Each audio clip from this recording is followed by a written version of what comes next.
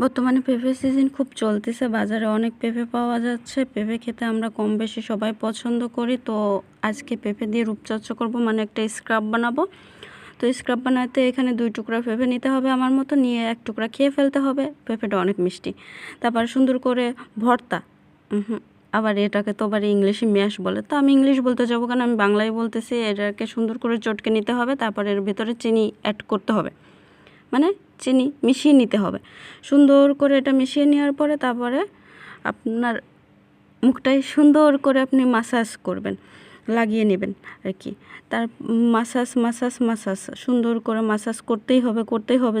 যেমনটা দেখতে পাচ্ছেন আমি করতেই আসি করতে মনে হয় সালসা আমরা সব উঠায় ফেলবানি। যাই হোক, তো করতে আসি সুন্দর করে, একটা কোনাও বাদ যাবে না, সব কোনাই সুন্দরভাবে আমি মাসাজ করে নিব। তো আমি সুন্দরভাবে